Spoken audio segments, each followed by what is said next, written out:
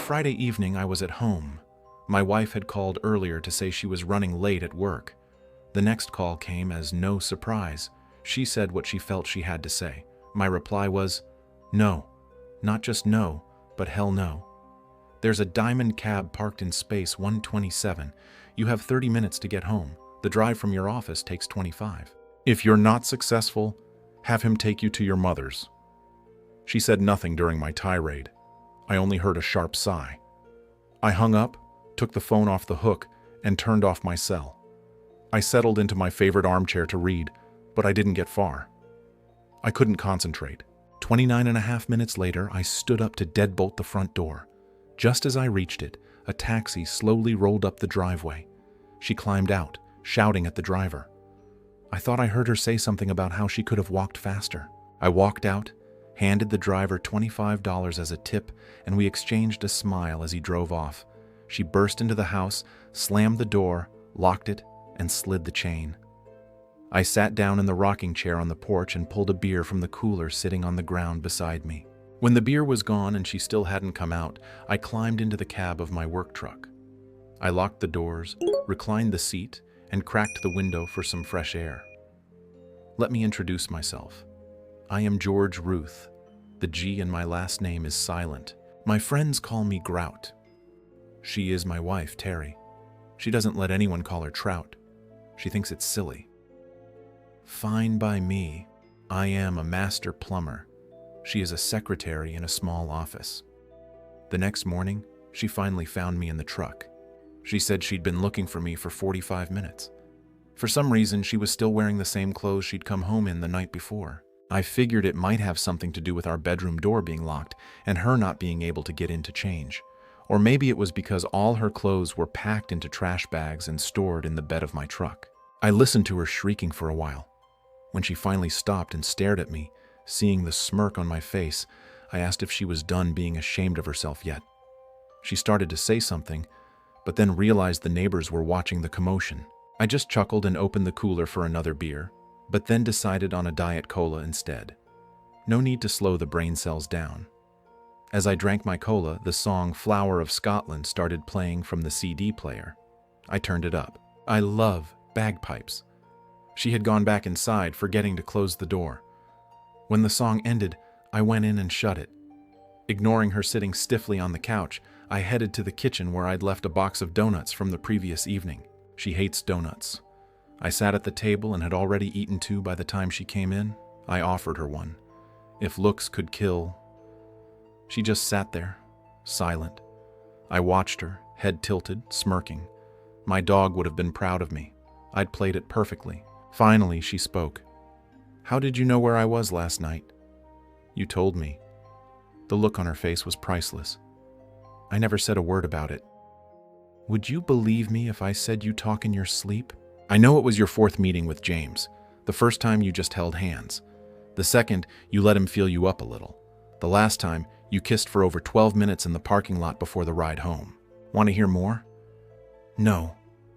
She started crying. I still don't know why I did it, and I have no idea why I called and asked if I could spend the night with him. Is that really what you want? Because if it is, you can file for divorce and be done with it. At the time I thought I did, but I still don't understand why. Looking back, I see what a fool I was. I love you too much to do this to you. No, I don't want a divorce. We talked for another hour or so. She kept saying she had no idea why she went on those dates, that she loved only me and wanted to be my wife for the rest of her life. I told her I still loved her too, but my trust in our marriage was badly broken, and I needed time to learn to trust again. She asked if I would let her into the bedroom to take a bath and change. I asked where she had slept last night. In the guest room, she replied. I'm going to unlock the truck bed now. Remember the truck? That's where I slept last night. You can get your things and put them in the guest room. You'll be living there for the foreseeable future. She looked at me as if I were speaking Greek. If the bed of my work truck isn't empty by the time I leave for work on Monday, I'll drive to your mother's or a thrift store and dump everything myself. And don't make a mess in the truck. I am not sleeping in that room. I'm your wife. I cut her off. You are very close to becoming my ex-wife. You will live in the guest room, or by the time I'm done unlocking the truck, I will get in, drive to your mother's, and dump it all in her front yard. Then I'll ring the bell and tell her exactly why it's all there." By the time I finished, I was shouting, more for effect than out of anger. Tears welled in her eyes. I told her it was a waste of time. I ate 2 more donuts before she finally calmed down enough to speak again. She asked me to unlock the truck so she could move her things to the guest room. I sat in the truck cab, looking at the set of locks in front of me, wondering if I should return them sooner or later. I decided on later. She saw the locks and said there was no need to keep them. When she didn't come back down for a while, I locked the truck and went to the backyard to check on Buttercup. Buttercup is my dog. He's a Mastiff Irish Wolfhound mix. To be blunt, he's ugly and huge. I'm not small either, 265 pounds and 6'8". But in pictures with me, he looks almost like a normal-sized dog. He was my baby. The sweetest dog you could imagine unless you touched me, my house, or my truck. I saw what he did to a guy who thought he needed my tools more than I did. When Buttercup was done, the guy was begging the police to take him away. His skin wasn't even broken. The worst my pup did was fart in his face while sitting on him. He sat there until I called him off after the police arrived. The cops just laughed at the thief and arrested him. Buttercup and I went to guard dog school together. He learned to stay hidden until the first item left my truck and then attack very, very fast. After a while, the back door slammed and Terry came into the yard looking for me. She started to yell, but then heard a low, threatening growl behind her and froze on the spot, not making a sound. Buttercup lay back down at my feet and went to sleep. She quietly and politely asked me to unlock the truck so she could finish unloading. I unlocked it. As she was carrying the first bag, I dumped the rest on the ground. "The sprinklers come on in 5 minutes," I told her. Terry rushed to gather her things before they got wet. Just as she grabbed the last bag, the sprinklers turned on. She was soaked. I smiled and petted Buttercup. Later, while she was ironing her work clothes, her cell phone rang. I heard her talking in hushed tones, making excuses for running out of the restaurant without saying goodbye. She told him I had somehow found out and ordered her home immediately. She said it was a mistake and they couldn't see each other anymore. I heard the voice on the other end getting louder and more insistent. She said goodbye and hung up. He called back immediately. She turned off her phone. I think now is the time to explain something. When we got married 6 years ago, we went to a magic show for our honeymoon. The opening act was a hypnotist. He managed to hypnotize Terry and 3 other women from the audience. He made them do all sorts of things. Afterward, he came back to me in the audience and whispered a magic phrase to put her back under hypnosis. Then he woke her up, saying she wouldn't remember any of it. But whenever I said the magic phrase, she would be under my control. No one else could control her unless I allowed it. The release phrase was, "I told you that you can't hypnotize me." The audience roared with laughter. That night, I put her under again. I told her she would never let anyone touch her breasts or genitals without my permission. A few weeks ago, I finally resorted to hypnosis again. It took me a long time to remember my phrase. That evening when she called, my commands took full effect. I had become suspicious of her sudden need to work late on Fridays, so I put her under and questioned her about her activities. She told me everything readily. There's one more thing she doesn't know. James works as a salesman at a supply company.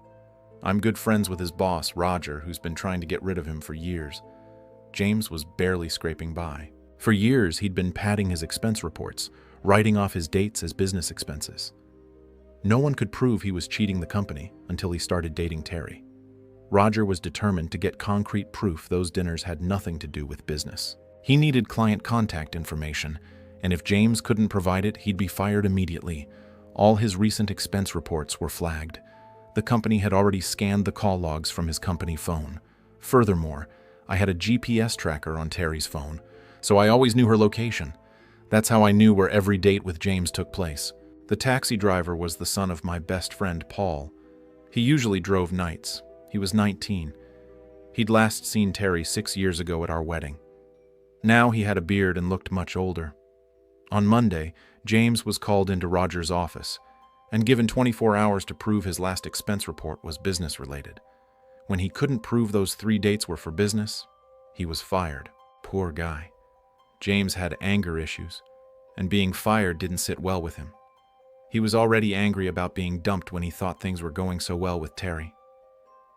I decided to keep an eye on her for a while, to see how she was doing. I finished work an hour earlier than her, so it wasn't difficult. Buttercup loved car rides, so I took him with me. I just told her we were going for a drive and stopped at the park for a walk, which we did. One evening, as she was leaving work, James grabbed her and forced her into his car. I was nearby and followed them. Terry was furious. She scratched, clawed, and hit him with all her strength until he punched her in the face. The pain knocked her out. James headed south. There was only one motel in that part of town, the dirtiest, most disgusting hole you could imagine. I already had friends stationed at all 3 motels in town and near his house. I called Paul at the motel where I thought they were headed and told him what car to look for. I followed them at a distance. I saw them pull into the parking lot and park in front of a room. 3 other guys came out and helped carry Terry inside.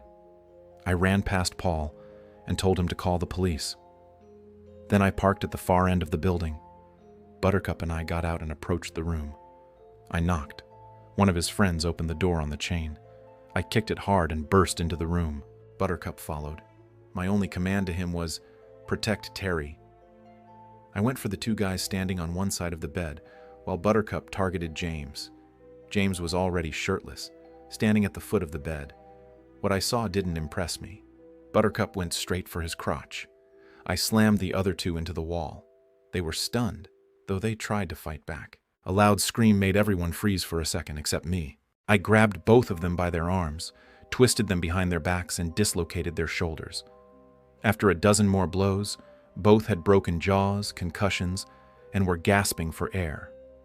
I turned to see what else needed my attention, and found the first guy unconscious under the door I'd torn off its hinges. James was lying semi-conscious, in shock from the loss of his genitals. Buttercup was happily chewing on his new toy. I told him to drop it, and it fell to the floor. James wouldn't be getting what was left back. Terry was still unconscious on the bed. Her underwear was torn, her dress pulled up over her head. I threw a blanket over her just as I heard sirens in the distance. Buttercup and I moved to a corner of the room, away from the carnage. At my command, he lay down and covered his eyes with his paws. Smart dog. When the police entered the room, they found me with my hands up and Buttercup lying beside me. One of the cops was the same one who had been there when Buttercup maimed the guy trying to steal my tools. It was his personal recommendation that got us off. He just laughed and let us go. I quickly told them, "The woman on the bed is my wife. She was kidnapped near her work today and I tracked them here. The guy missing his genitals is the kidnapper. I have no idea who the other 3 are."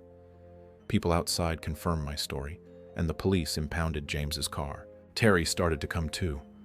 She was dazed and ready to attack anyone who came near her. Buttercup heard her and ran over to see what was wrong. In 2 steps and a leap, he was on the bed, nuzzling her carefully. Terry almost hit him before he licked her face. The police started toward her but stopped when they heard a low, threatening growl. They froze. I told Buttercup they were friends. He relaxed and they kept their distance. When the ambulances arrived, the paramedics attended to Terry first. Then they tried to help James, but he had bled out too much and was dead. One of the paramedics picked up the fleshy lump from the floor to see what it was. He immediately vomited. Next, they took the 2 injured men. The guy under the door wasn't badly hurt. The police just arrested him. I got a lecture about taking the law into my own hands, but they kept as far away from Buttercup as possible. No charges were filed against me or my pup. When it was all over, we went home so I could change into something better for visiting Terry at the hospital. A few minutes after we got back, the doorbell rang. It was the pizza I'd ordered for Buttercup, a small one with extra cheese, double beef, and green peppers. He was in heaven. When I arrived, Terry was in a room and asked for me. She wasn't seriously injured, just sore, with a mild concussion and a badly bruised jaw. As a precaution, they kept her for 36 hours. All the accomplices were charged with aggravated assault. The 2 who had resisted had permanent injuries. Paul and I gave our statements as did the police. All three received 15 to 30 years. James was buried in his hometown. His wife didn't attend the funeral. Buttercup was made an honorary police K-9. Until that day, he hadn't been allowed in the house because Terry was so afraid of him. Now he has his own bedroom with an orthopedic bed. The only time he's separated from Terry is when he's at work with me. We found him a girlfriend, just as big and ugly. She's about to have her first litter. It took Terry some time to recover from the trauma, but she eventually moved back into our bedroom. 25 years later, a few years ago, my boss decided to retire. He sold me the company for a lump sum and a small percentage of the profits until his death. Terry and I have 6 children, 4 boys and 2 girls. Fortunately, while the boys all took after me, the girls look like Terry, except they promised to be almost 6 feet tall. Buttercup lived for 12 years. His best girl passed away soon after him. She was too lonely without him. You could see it in her eyes. Through careful breeding and good training, we now have 4 of Buttercup's grandchildren and 1 of his sons living with us. They are just as big and ugly as the original, and just as loving. The boys are named Peanut and Pip. The girls, Minnie and Petal. My other plumbers have the other puppies. They are all trained and ride in the trucks as guards. A silhouette of Buttercup is painted on the door of every one of our trucks. We rename the company A Plumber's Best Friend. Business is good.